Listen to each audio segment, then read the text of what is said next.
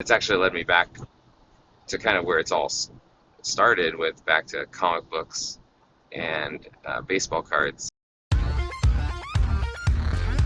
right, welcome to the channel, Cardboard Nerds. We're going to talk today about how I got into Pokemon. As I zoom around town doing errands, I figured why not vlog? So hopefully you find this interesting. But I guess it all started, I collected comic books when I was a kid, back in, I guess, the 80s and 90s, and I would sit around and draw the covers of the comics. And my favorite was like Wolverine, of course, and Spider-Man, like everyone. Kind of start with some of those Marvel characters. And then I was in the comic shop all the time, looking at new comics, of course. And I moved up to Seattle actually around 1993, which was when Magic the Gathering first came out. And I looked up the dates. Magic Gathering had a couple editions. I don't think I came into it until Revised came around. But I was actually, like a lot of people, into trading card games for about a good 18 months. That's kind of, I heard, like the lifespan of most players' interest. But yeah, it was the very beginning of Magic the Gathering. So from like 94-ish, there was four expansion sets that were released.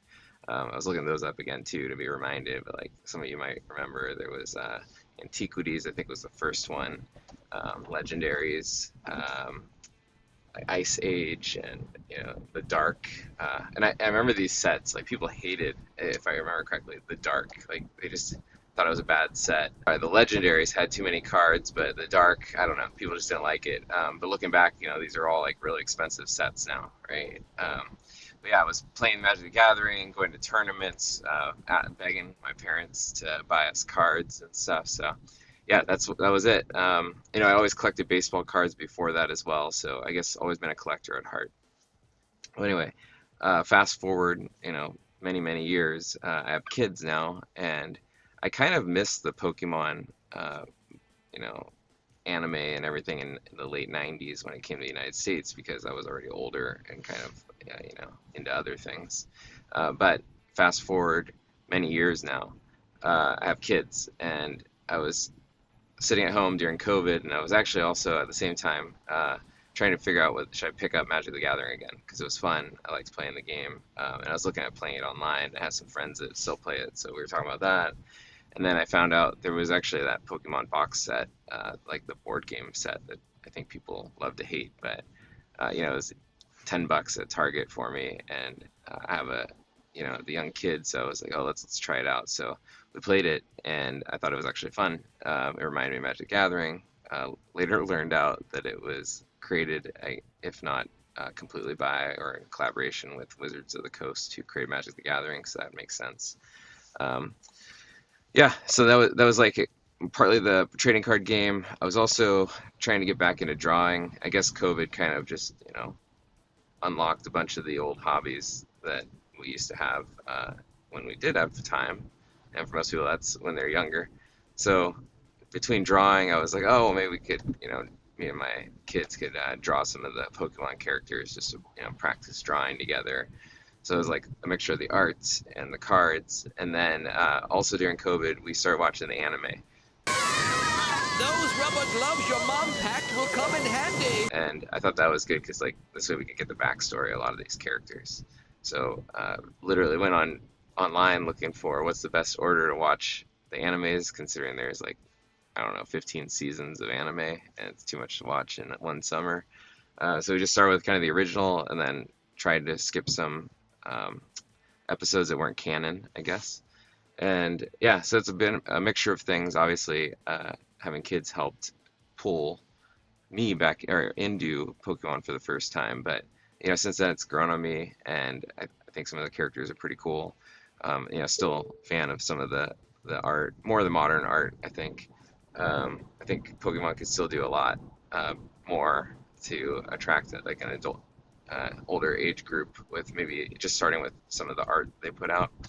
Um, but yeah, and then I also heard, which maybe some of you have as well, that a lot of kids have learned to read purely by reading like Pokemon cards and being motivated through the Pokemon, I guess, sphere of characters and the books that are out there and the comics and and the cards, of course. So that was also another interest too. I had young readers, and I actually saw that there was a it took out all the work of having to read for for school, for tests, to for homework, to just this is a way to read for fun, which I thought reinforced what they were learning. So that was all in all a good thing. So yeah, and then of course what comes with it is the trading aspect. It is called a trading card game after all. So It's all you, my man.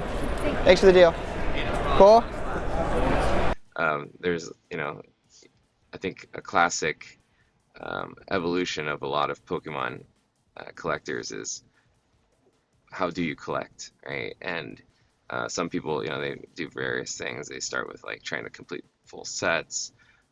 They just collect their favorite characters, maybe like a favorite artist, or blend of all these things. So I think I went down the hard route of trying to complete sets, not realizing how expensive that can be, and then that next led to figuring out, well, how could I maybe recoup some money to help kind of feed the hobby so that it's not all coming out of my pocket. So it's been a blend of going back and learning like how to trade again, whether it's finding people online locally or even in like a Discord. I found some good Discords where people are trading.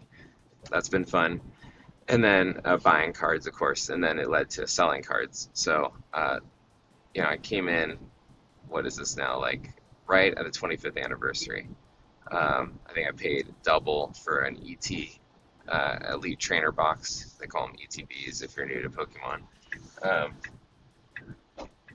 I came in when that set had pretty much just started to roll out, so like late 2022, and since then, prices have crashed to like half. Most of everything I bought is not worth what I paid. I was buying like local retail stores, just kind of learning everything from scratch. Learning that prices are a lot better often online. Seeing how, a lot of parents maybe, what is it?